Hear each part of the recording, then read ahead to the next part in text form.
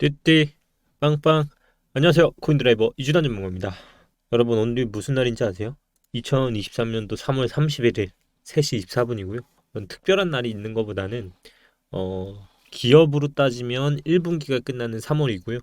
또 3월의 마지막 날인 4월이 시작되는 마지막 날이기도 합니다.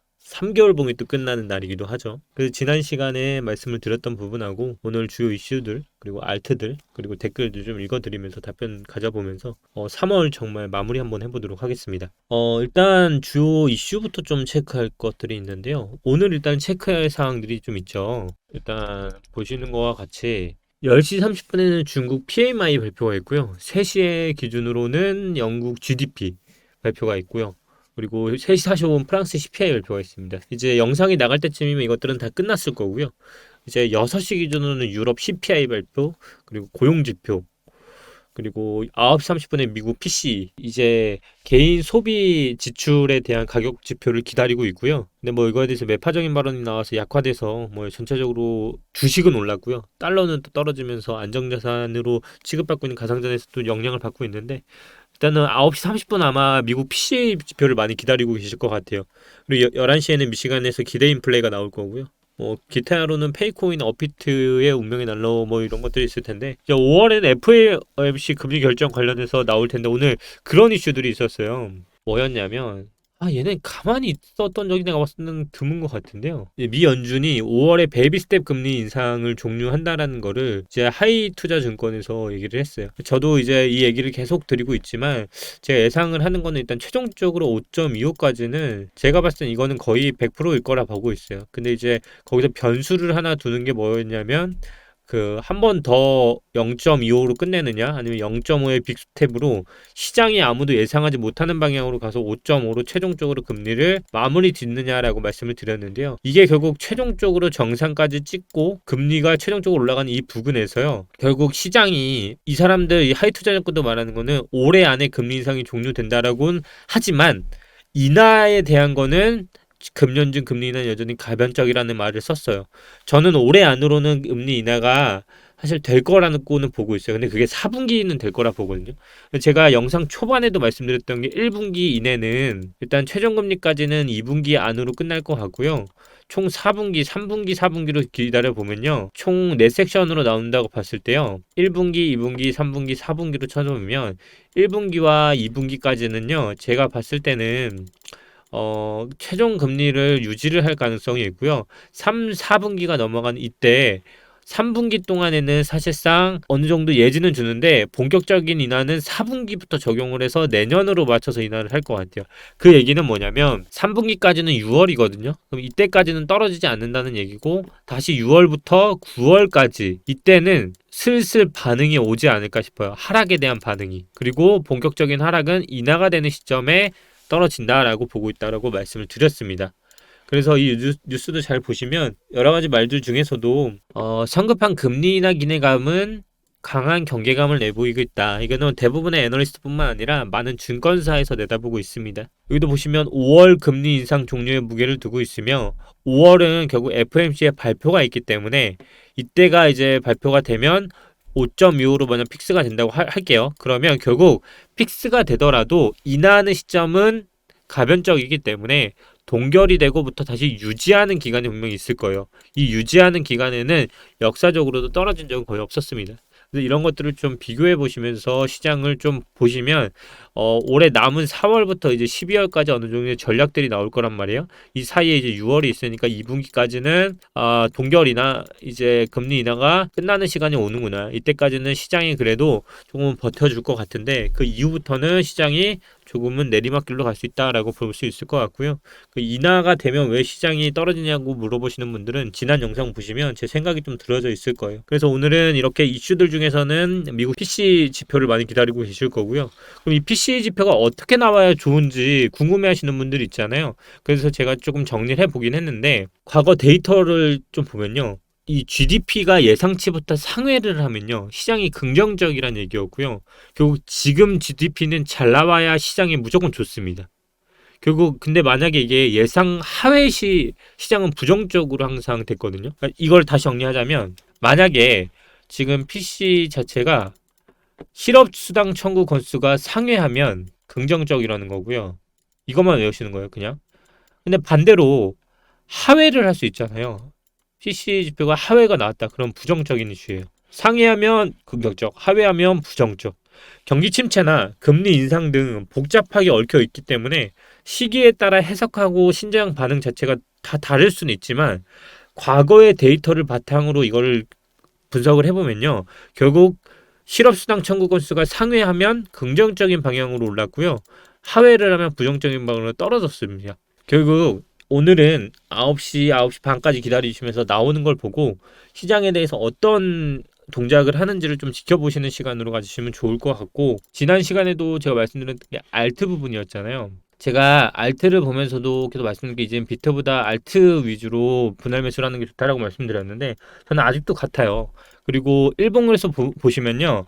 제가 영상을 찍고 요 장대 양봉이 나왔던 추세 있죠. 이게 딱 어떤 부분이었냐면 정확히 뭐라고 표현했냐면 비트가 지금 오를 거면 지금 지지를 해야 한다고 했어요. 그리고서 바로 다음날 양봉이 떴거든요. 지금도 마찬가지입니다. 이제 손절선을 내가 잡고 매매를 하신다고 하시면 이제부터는 손절선은 3,570만 원이요. 지금 이거만 그냥 손절선으로 잡으시면 트레이딩 하는 데는 어렵지 않으시고요. 3,570만 원만 깨지지 않으면 저는 비트는 위로 갈 거라 보고 있는데 과연 비트를 잡는 게 맞냐 물어보시면 비중은 사실상 저는 20, 30%가 비트가 같다고 보고요. 이제 나머지는 알트가 움직일 때라고 보고 있어요. 왜 움직일 거냐 물어보시면 이제부터 봐야 하는 봉이 큰 봉들이에요. 비트코인을 제가 항상 보여드릴 때 3개월 봉, 6개월 봉, 1년 봉을 보여드리는데요. 1년 봉 기준으로 보면 좀 이해하기가 쉬우실 거예요. 지금 전고점 대비 저점까지 끊고 장대 음봉의 2분의 1 지점까지 반등이 왔다라고 보고요.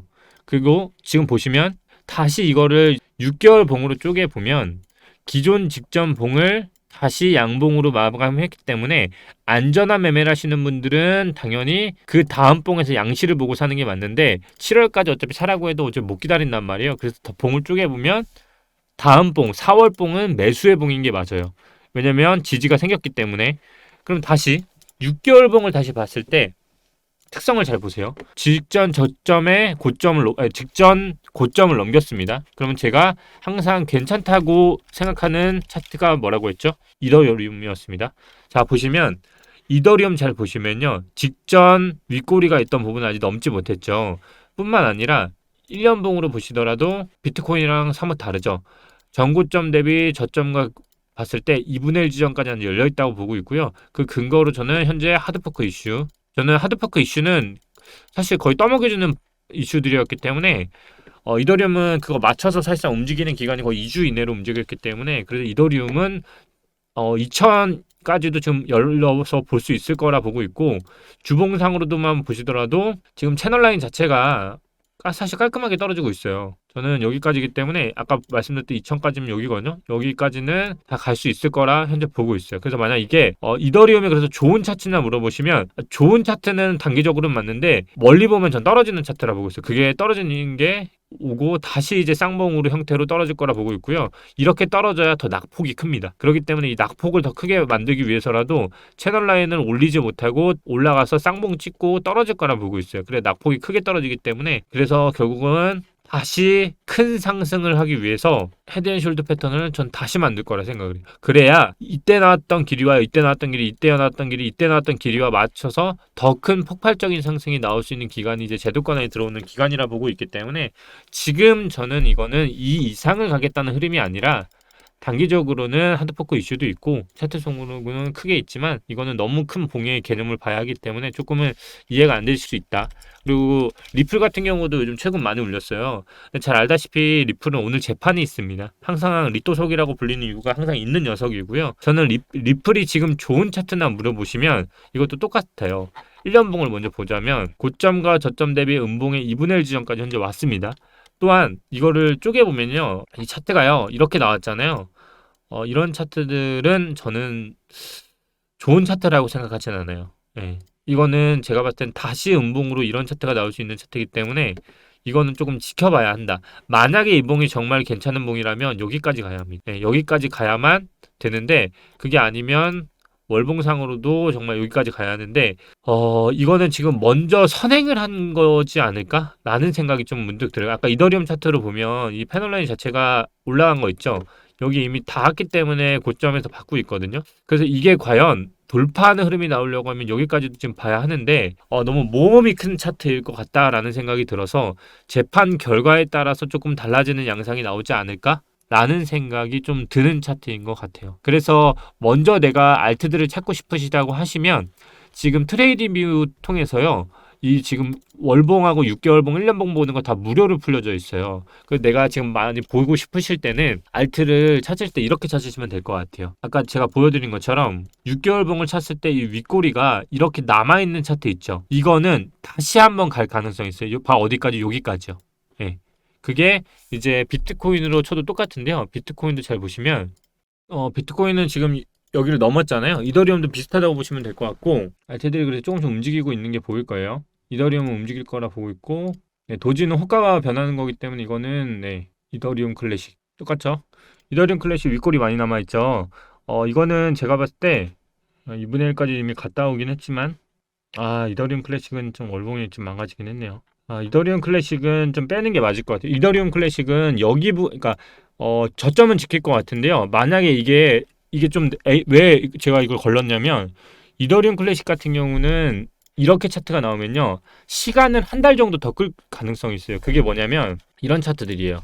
예전에 BTC가 횡보를 할 때요. 이런 차트를 한번 준 적이 있거든요. 예를 들어 지금 여기 있다. 지금 이 차트 보이시죠? 예, 이렇게 빼고서 한 달을 여기서 박스권으로 횡보한 적이 있어요. 그리고서 바로 올렸거든요. 예, 이런 차트가 좀 나올 수 있어서 조금 이거는 위아래 방향성을 좀 가지기 힘들 것 같아서 그래서 좀 저인 것 같고요. 이더리움은 차트는 계속 좋다라고 보고 있는 것 같고 그래서 일단은 좀 정리를 하자면 일단은 트레이딩 뷰 통해서 이게 봉을 보실 때 6개월과 1년 봉으로 봤을 때 윗꼬리가 좀 많이 남은 애들 위주로 좀 보시면 좋을 것 같고 그리고 아직 저 관점은 동일하다. 지금은 저는 알트들이 지금 바닥 다지고 있다라고 보고 있고요.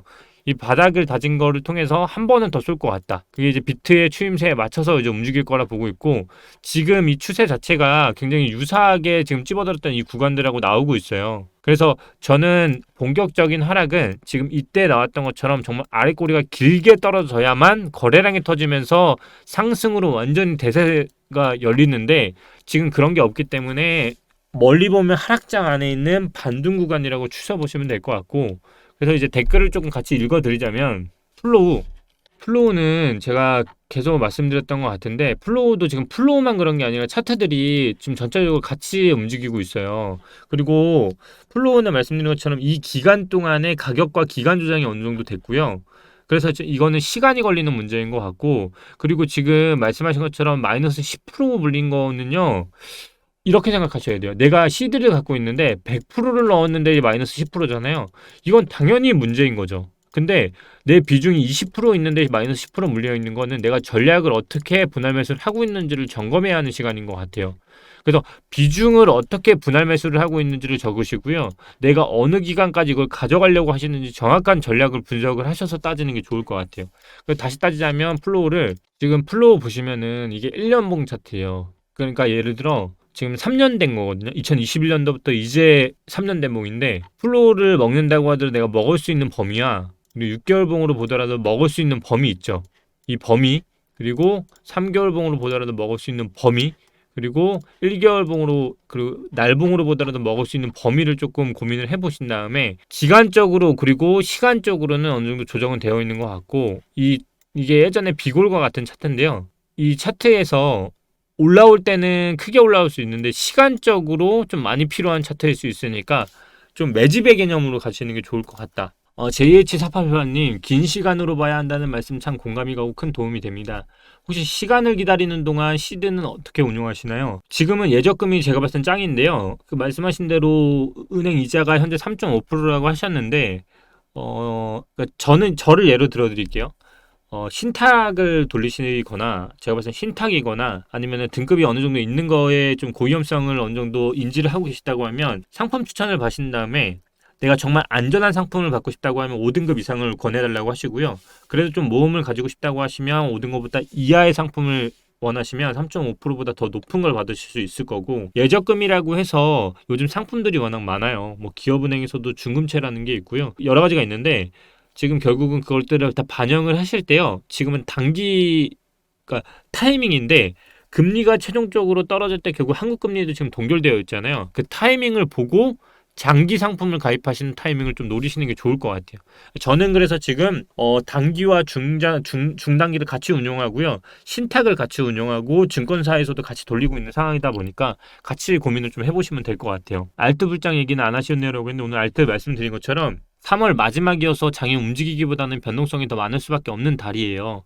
저도 계속 말씀드린 것처럼 저는 지금 4월을 기점으로 알트들이 어느 정도 움직일 거라 보고 있고요.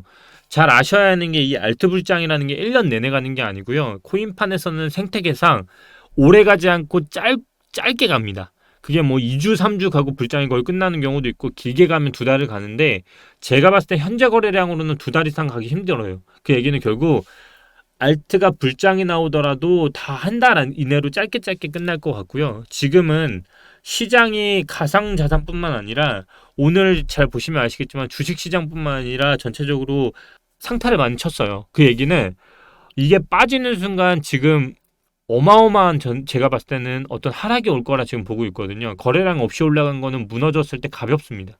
그걸 조심하셔야 할 것 같고, 개인적으로 32K 후반까지 올려쳐서 올려야 개미들이 올라타고 그 다음에 찐바닥으로 갈 것 같은데, 관점은 비슷한 것 같아요. 현경장님도 제가 알기로는 32K 후반까지도 보시는 것 같은데요. 저는 어디까지 가겠다 말씀은 못 드리겠지만, 최소한 지금 기준으로는 분할 매도를 하는 게 맞다라는 추세로 가고 있는 거예요. 그래서 저는 알트든 비트든 100% 매수하는 시점은 분명히 아니라 보고 있고요. 내가 정말 맥시멈으로 매수를 한다고 하더라도 70%가 맥시멈이고, 나머지 30%는 무조건 현금 유동성 갖고 있어야 하는 타이밍이라 보고 있어요. 왜냐하면 지금은 그만큼 금리 이슈부터 시작해서 너무 많은 변수들이 있기 때문에 지금은 그렇게 좋은 투자 타이밍은 아니라 보고 있습니다. 코인드라이버님 댓글 언급해 주셨으면 좋겠습니다. 지금 현금 100% 관망 중인데, 지금은 이제 매수를 안 하고 먼 미래여도 15kg 저점 이하부터 분할로 매수해 보는 건 어떨까요? 저는 말씀드린 것처럼 13K까지도 보고 있고요. 13K까지는 1년 이상 걸릴 수도 있어요. 근데 이 말을 정말 싫어하시는 분들은 정말 많기 때문에, 근데 그거는 저처럼 시간을 보고 이해하시는 분이라면 조금은 이해하실 수 있는 말일 것 같아요. 금리 동결 전망이요? 그럴 수 있죠. 저도 이제 동결 아니면 한 번 더 올린다는데 마지막이라 보고 있어요. 근데 이제 시장을 뒤엎고 0.5를 쳐버리냐, 아니면 그냥 0.25를 끝내느냐.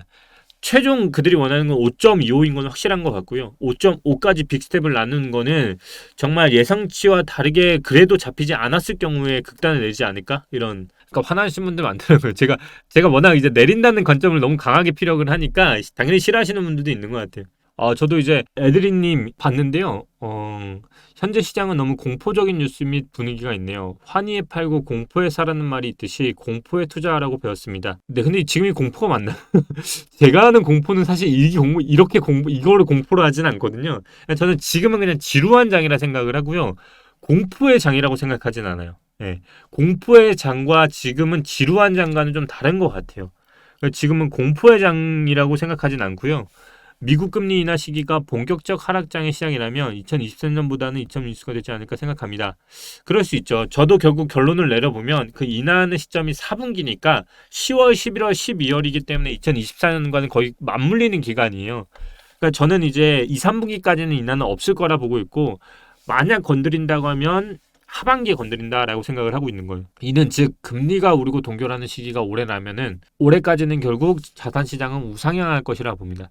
네, 그럴 수 있죠. 근데 저는 이제 버틴다 쪽에 가까운 거고, 왜냐면 제가 왜 버틴다라고 보냐면요. 이 버티는 기간이 지금 개미들이 알 수 없는 구간이기 때문에 오히려 힘들어서 그런 것 같아요. 개미한테 가장 힘든 거는요, 오르고 내리는 거래량이 터지는 시장이 아니에요. 거래량이 없고 알다가도 모르는 장이 진짜 힘들고요. 가장 개미들이 힘들어하는 건 시간입니다. 미국의 중간 선거 다음에는 우상향을 했다. 이거는 저도 같은 시각이에요. 뭐 다양한 의견 이렇게 내주시면 너무 감사한 것 같아요. 그러니까 많이 읽어보시면 그러니까 저희 채널의 가장 장점이 다양한 의견들이 나오는 것들을, 여기 댓글 달아시는 분들도 그런 분들 많아요. 이진아 전문가님 말하는 게 100% 맞는 게 아니니까 객관적으로 보라고. 저도 맞는 말이고요. 댓글에 그런 것들 써시면서 비교하시면은 결국 자기의 생각이 더 중요한 거니까요. 그래서 오늘 이렇게 좀 다뤄봤는데요. 지금 정리를 3월 이렇게 총 다시 얘기해 보면, 일단은 제가 다시 한번 말씀드리지만 4월 기점으로 저는 장이 변동이 나올 거라 보고 있어요. 그만큼 지금 꼭대기까지 올라오고 있고 5월에는 결국 또 금리 인상이 있기 때문에 4월에는 저는 일단은 상승 쪽으로 아직까지 보고 있고, 그 상승을 하더라도 찐 상승이라기보다는 이 저항대 있죠. 이 저항대가 워낙 많기 때문에 결국 5월 기점으로는 그 결과가 어떻게 나오든 간에 올라간 것들은 저는 다 빠지는 흐름이 분명히 나올 것 같다. 그 내가 만약 매수를 한다고 하면 요거를 먹겠다는 건데, 그 전략에 대해서는 다시 한번 고민을 해보시면서 접근을 하면 여러분들의 시드를 좀 더 지키는데 올바른 판단을 할 수 있을 것 같아요. 결국 지금도 많이 올라와 있습니다. 이게 더 상승이 되려고 하면 오늘 기점 내일 아침 9시 봉이 지금 이대로 끝나야 하는데, 이게 밀려와서 여기로 끝내게 되면 4월은 저는 물 건너갔다 보고 있어요. 근데 지금 상황으로 보면 잘 버티고 있죠. 거기다 25,000을 제가 잡아드렸죠. 25,000은 여기 26,994를 손절선이라 봤을 때 차트는 아마 상승을 하려고 하면 더 높이 올려가려고 하겠죠. 그래서 3월 어떤 봉이 나와야 그래도 4월에 승산이 있는지를 좀 잘 체크해 보시고요. 3개월 봉 이제 얼마 안 남았고, 이제 더 길어지면 이 6개월 봉이 살아서 나머지 3개월을 채우고 위로 갔다가 내려오면서 6개월을 끝낼 겁니다. 그러면 그 6개월 봉이 끝났을 때는 나머지 1년 봉이 만들어지는 6개월에 한 개의 더 봉이 나오겠죠. 그 봉은 시기상으로 보면 7월부터 12월이기 때문에 이 기간에는 아까 말한 대로 금리가 인하하는 이슈와, 그리고 인하를 하지 않고 오르지도 않고 내리지도 않는 버티는 흐름이 둘 다 공존하는 봉이 나오기 때문에 결국 그 봉은요, 이 봉 안에서 이렇게 내려오는 봉으로 저는 마감할 거라 보고 있어요. 그렇게 되면 차트는 깔끔하게 다시 내려오면서 시간을 축을 쓰고 내려오는 흐름이 만들어지겠죠. 한번 전체적으로 이해하시면 좋을 것 같습니다. 3월 여러분 정말 고생 많으셨어요. 정말 이제 4월인데요. 4월은 제가 아까 말씀드린 것처럼 장이 좀 움직이는 장이 될 거라 보고 있습니다. 저도 지금 가장 중요한 거는 종가라 보고 있기 때문에 계속 지켜보면서 다음 영상에서 4월 월초 영상 중요한 거 아시죠? 만나 뵙겠습니다. 영상 도움되셨다면 구독, 좋아요 부탁드리고요. 다음에 뵙겠습니다. 감사합니다.